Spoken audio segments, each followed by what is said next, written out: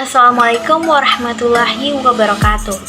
Perkenalkan, nama saya Winda Yuliasari dengan NIM 1042224. Saya perwakilan dari kelompok 7 dengan anggota Afnur Devitra, kedua Nabila Siti Agelah, ketiga Rafilia Putri Hidayat, keempat Reza Septrina, kelima Sylvia Maharani Putri. Pada kesempatan kali ini, saya izin untuk mempresentasikan hasil penelitian dari kelompok kami dari mata kuliah Teori Administrasi Publik dengan dosen pengampu Bapak Hidayatul Fajri, SAT, MPA. Dalam penelitian ini, kami melakukan penelitian di Disdukcapil Kota Padang dengan tema atau maksudnya dengan judul Aktualisasi Etika Pelayanan Publik dalam meningkatkan kepuasan masyarakat di Dinas Kependudukan dan Catatan Sipil Kota Padang. Penelitian ini kami laksanakan pada tanggal 31 Mei tahun 2022 pukul 4 sore di Disdukcapil Kota Padang itu sendiri. Kemudian jenis penelitian yang kami lakukan itu metodenya kualitatif dengan pendekatan deskriptif. Sumber datanya itu bisa data primer maupun dari data sekunder. Kami penggunaan datanya itu ada dua, data IKM 5 tahun terakhir dan juga hasil wawancara langsung dengan informannya. Informal penelitian ini yaitu Ibu Haryati SHMM dengan jabatan sebagai Kepala Bidang Pelayanan Pencatatan Sipil Kota Padang. Dan teknik pengumpulan datanya itu wawancara secara mendalam dengan Ibu Haryati sendiri, kemudian melakukan observasi langsung terhadap pelayanan di Disdukcapil Kota Padang saat melakukan pelayanan publik, serta kami juga melakukan dokumentasi. Jadi hasil wawancara itu kami ajukan pertanyaan kepada informal, kemudian kami rekam, serta kami lakukan analisis terkait dengan rekaman data tersebut. Kami kaitkan dengan data hasil rekaman itu dengan data IKM. Penelitian ini fokus dua masalah. Yang pertama, bagaimana mengaktualisasikan etika pelayanan publik dalam meningkatkan kepuasan masyarakat di Disdukcapil Kota Padang. Kemudian, faktor apa saja yang diperlukan untuk meningkatkan kepuasan masyarakat dalam penyelenggaraan pelayanan publik di Disdukcapil Kota Padang. Teman-teman, seperti yang kita ketahui, IKM atau Indeks Kepuasan Masyarakat itu merupakan tolak ukur untuk melakukan evaluasi terkait dengan pelayanan yang diberikan kepada masyarakat suatu instansi, termasuk Disdukcapil Kota Padang itu sendiri. Dari IKM tersebut, kita dapat mengetahui bagaimana tingkat kepuasan masyarakat terhadap kepuasan layanan yang diberikan oleh Disdukcapil Kota Padang. Dari data yang kami dapat, kami rangkum dari 5 tahun terakhir, bahwasanya IKM dari Disdukcapil Kota Padang itu dikatakan cukup baik dengan indeks pada tahun 2018 yaitu 71,72. Di tahun 2019 meningkat lagi dengan indeks 79,24. Dan tahun 2020 dikarenakan COVID-19 mungkin kami tidak menemukan datanya. Di tahun 2021 itu meningkat lagi dengan indeks 80,02, dan terakhir pada tahun 2022 itu indeksnya menurun mencapai 77,03. Dari data IKM tersebut memang dikatakan penilaian kualitasnya memang baik, tapi tidak menutup kemungkinan bahwasanya ada keluhan atau ketidakpuasan masyarakat terhadap pelayanan di Disdukcapil Kota Padang. Dari data atau file IKM tahun 2021 dan 2022 di Disdukcapil Kota Padang, itu setidaknya ada 9 permasalahan atau keluhan masyarakat terkait dengan pelayanan di Disdukcapil Kota Padang. Yang pertama, keluhan belum semua masyarakat yang bisa menggunakan aplikasi online Disdukcapil Kota Padang, yaitu Siranca. Kedua, aplikasi online Disdukcapil Kota Padang itu belum dikatakan belum sempurna karena mungkin sering terjadi error. Yang ketiga, sarana dan prasarana yang belum memadai. Keempat, waktu pengambilan dokumen yang tidak sesuai yang dijanjikan. Kelima, prosedur pelayanan yang kurang jelas dan kurang detail. Keenam, tidak mengetahui tata cara kepengurusan online. Mungkin itu masyarakat yang gaptek atau alias gegap teknologi. Ketujuh, pelayanan publik yang berbelit-belit dan memakan waktu yang lama. Itu biasanya sistem pengurusannya itu masih manual dan masyarakat membeli yang manual sehingga pelayanan itu berbelit-belit dan memakan waktu yang lama. Kedelapan, petugas yang mudah terpancing emosi pada saat pelayanan. Ini menunjukkan bahwasanya petugas di Dukcapil Kota Padang belum profesional. Kesembilan, kurangnya kompetensi para pegawai di Dukcapil Kota Padang dalam penyelenggaraan pelayanan publik kepada masyarakat. Permasalahan-permasalahan yang terjadi dalam penyelenggaraan pelayanan publik di Dukcapil Kota Padang itu menyebabkan ketidakpuasan masyarakat. Jadi salah satu solusi yang perlu dilakukan yaitu mengoptimalkan etika pelayanan publik dalam penyelenggaraan pelayanan publik di Dukcapil Kota Padang.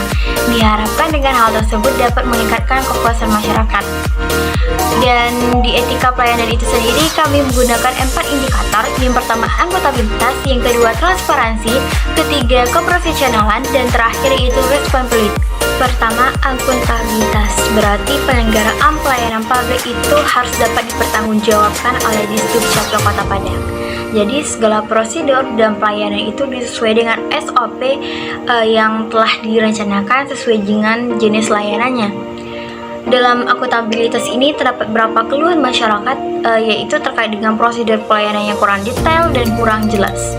Kemudian salah satu penyebabnya itu pelayanan online, itu di mana masyarakat gagap teknologi sehingga tidak mengetahui secara jelas bagaimana terkait dengan prosedur dan pelayanan yang dilakukan. Dan terakhir itu juga disebabkan karena kurangnya sosialisasi dari petugas terhadap masyarakat, dan masyarakat tidak mengetahui secara jelas apa itu si aplikasi Siranca. Padahal aplikasi Siranca itu memudahkan masyarakat untuk mengakses pelayanan di mana saja dan kapan saja. Masyarakat tidak perlu langsung datang ke kantornya. Masyarakat tinggal mengupload segala dokumen persyaratan yang dipenuhi di aplikasi Siranca. Kedua, transparansi. Transparansi dalam pelayanan publik itu diperlukan untuk menciptakan kepercayaan antara pemerintah dan masyarakat. Di mana di transparansi yang dilakukan oleh Dukcapil Kota Padang sendiri ada 3. Yang pertama, keterbukaan dalam proses pelayanan publik, di mana petugas Dukcapil Kota Padang itu membuat dalam bentuk bagian alir atau flowchart yang dipampang di ruangan secara jelas sehingga masyarakat mudah memahami prosedur dari pelayanan publik itu sendiri. Kedua, prosedur dan pelayanan yang dapat dipahami oleh masyarakat. Prosedur pelayanan yang ada di Dukcapil Kota Padang dapat dilakukan secara manual atau offline, sehingga prosedur pelayanan publik itu kalau apabila dilakukan secara manual tampak masih terjadi permasalahan, yaitu pelayanan yang berbelit-belit dan juga memakan waktu yang lama. Jadi ketika masyarakat menggunakan sistem online itu dapat mempermudah karena menggunakan teknologi. Ketiga, mudah untuk memperoleh informasi pelayanan. Dukcapil Kota Padang itu melakukan inovasi pelayanan berupa aplikasi pelayanan berbasis online yang dinamakan dengan aplikasi Siranca. Selain itu, Dukcapil Kota Padang juga melakukan pelayanan secara keliling WA, yaitu melalui platform WA. Ketiga, responsibilitas. Responsibilitas itu sebagai bukti tanggung jawab aparat Dukcapil Kota Padang dalam pemberian pelayanan kepada masyarakat. Di Dukcapil itu sendiri masih terdapat beberapa permasalahan, yaitu permasalahan pelayanan yang tidak sistematis, lamban, pegawai yang kurang disiplin, dan juga kurangnya sarana dan prasarana. Terkait dengan pegawai yang kurang disiplin ini, di mana pegawai tidak berada di tempat atau di ruangannya pada saat pelayanan itu berlangsung sehingga masyarakat kesusahan, dan juga kurangnya sarana dan prasarana. Gedung Dukcapil Kota Padang itu sendiri merupakan bekas dari gedung SMA 1 Kota Padang, sehingga pelayanannya itu masih tidak satu ruangan sehingga kesulitan akses dalam bagian komunikasi ataupun informasi bagi pelayanan bagi masyarakat yang melakukan pelayanan langsung di sana. Dan terakhir itu keprofesionalan. Di Dukcapil Kota Padang itu menindak tegas bagi aparat Capil Kota Padang yang ketahuan membantu masyarakat sebagai makelar atau calo.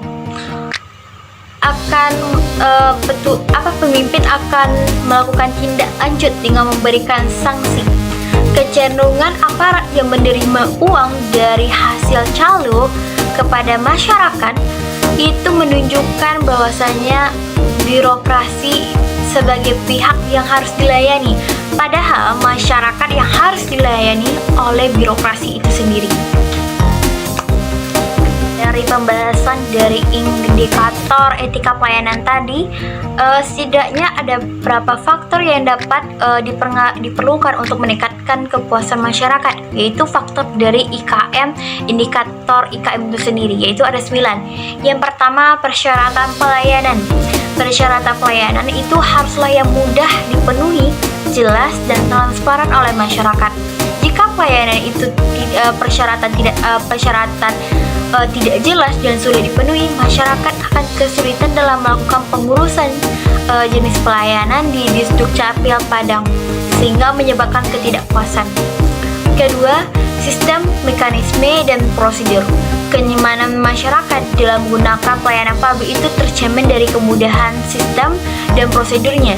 Pelayanan publik dapat dikatakan prima apabila tidak menimbulkan kesulitan dan proses pelayanan itu yang sederhana, lancar, cepat, dan mudah dipahami dan mudah dilaksanakan oleh masyarakat. Ketiga, waktu penyelesaian. Apabila dalam penyelesaian waktunya tidak efisien, maka kepuasan masyarakat akan meningkat. Jadi apabila semakin pendek waktu penyelesaian, maka akan semakin cepat juga kepercayaan masyarakat tumbuh akan tumbuh di Disdukcapil Kota Padang. Keempat, biaya atau tarif. Biaya atau tarif yang diberikan itu harus memiliki standar harga yang dapat dijangkau oleh masyarakat, terutama masyarakat kelas bawah. Namun dalam pelayanan ada beberapa pelayanan yang tidak dipungut di biaya, dan di Disdukcapil Kota Padang itu sendiri pelayanan atau layanan yang diberikan pada masyarakat itu gratis alias tidak dipungut biaya. Kelima, prosedur spesifikasi jenis pelayanan. Produk spesifikasi jenis pelayanan adalah hasil pelayanan yang diberikan dan diterima sesuai dengan ketentuan yang telah ditetapkan. Keenam, kompetensi pelaksana. Petugas pemberi pelayanan harus memiliki keahlian, kreativitas, serta kemampuan yang menyangkut dari sikap dan perilaku dalam memberikan pelayanan kepada masyarakat, dan juga kompetensi pegawai ini harus dapat dikembangkan melalui pelatihan dan juga pengembangan. Ketujuh, perilaku pelaksana. Petugas pelayanan itu harus memiliki perilaku yang baik dan ramah dan memberikan pelayanan kepada masyarakat. Perilaku pelaksana yang sesuai dengan menyelenggarakan pelayanan publik akan memberikan rasa nyaman bagi masyarakat dan rasa percaya kepada pemerintah. Kedelapan, penanganan pengaduan, sarana dan masukan. Penanganan pengaduan, sarana dan masukan itu adalah tata cara penanganan pengaduan dan tindak lanjut terhadap keluhan masyarakat. Unsur pengaduan dapat menjadi salah satu indikator yang terpenting untuk diukur, karena dapat akan memberikan gambaran tentang bagaimana penyelenggaraan pelayanan publik dalam menangani keluhan dan masukan dari masyarakat. Kesembilan, sarana dan prasarana. Keefektifan pelayanan publik yang diberikan oleh organisasi dapat dilihat dari ketersediaan sarana dan prasarananya dan proses pemberian pelayanan publik, serta terdapat beberapa fasilitas yang memadai demi kenyamanan pelaksanaan masyarakat. Dari pembahasan yang tadi yang saya sampaikan, terdapat beberapa kesimpulan. Yang pertama itu, ternyata etika pelayanan publik itu berhubungan langsung atas kepuasan masyarakat. Di Disdukcapil Kota Padang sendiri, etika pelayanan yang diterapkan itu masih dikatakan belum maksimal, tapi upaya yang dilakukan oleh Disdukcapil Kota Padang itu terhadap keluhan masyarakat bisa dikatakan cukup memuaskan, di mana permasalahan terkait dengan pelayanan yang berbelit-belit, memakan waktu yang lama, dan juga prosesnya yang begitu memakan waktu yang lama itu dapat terselesaikan dengan adanya pelayanan berbasis online, yaitu aplikasi Siranca. Dengan adanya aplikasi platform secara online, diharapkan dapat memudahkan masyarakat mengakses pelayanan secara online, sehingga masyarakat tidak perlu langsung datang ke Disdukcapil Kota Padang itu sendiri. dan juga ketersediaan sarana dan prasarana di Disduk Capil Kota Padang itu belum maksimal. Dimulai dari gedungnya itu sendiri yang merupakan bekas dari SMA 1 Kota Padang, kemudian lahan parkirnya belum cukup luas, dan terakhir kurangnya komputer sehingga membuat pekerjaan belum optimal. Berdasarkan hal tersebut, kami ingin mengajukan beberapa saran terkait dengan penyelenggaraan pelayanan di Disduk Capil Kota Padang dalam meningkatkan kepuasan masyarakat. Pertama, Disduk Capil Kota Padang dapat memulai pembangunan gedung perkantoran baru untuk lebih memberikan kemudahan, ketertiban, dan kelancaran kepada masyarakat dalam berurusan bagi petugas dan bagi petugas Disduk Capil Kota Padang dalam melayani masyarakat.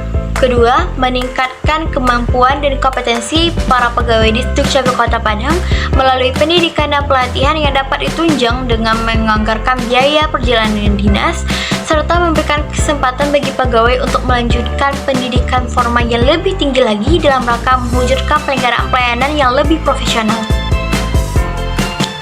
Ketiga, untuk dapat meningkatkan kedisiplinan, perlu dilakukan pelaksanaan rapid staff secara berkala dan situasional dalam rangka pembinaan pegawai. Dan terakhir, memperbaiki dan menyempurnakan pelayanan online pada aplikasi Siranca, serta melakukan sosialisasi kepada masyarakat terkait dengan penggunaan aplikasi Siranca. Jadi, ini dibutuhkan kerjasama antara kedua belah pihak, antara petugas dan juga masyarakat, dan menciptakan pelayanan yang berkualitas. Itulah presentasi yang dapat kami sampaikan. Jika ada kesalahan kata, kami mohon maaf. Saya sudahi dengan wali taufiq hidayah. Wassalamualaikum warahmatullahi wabarakatuh.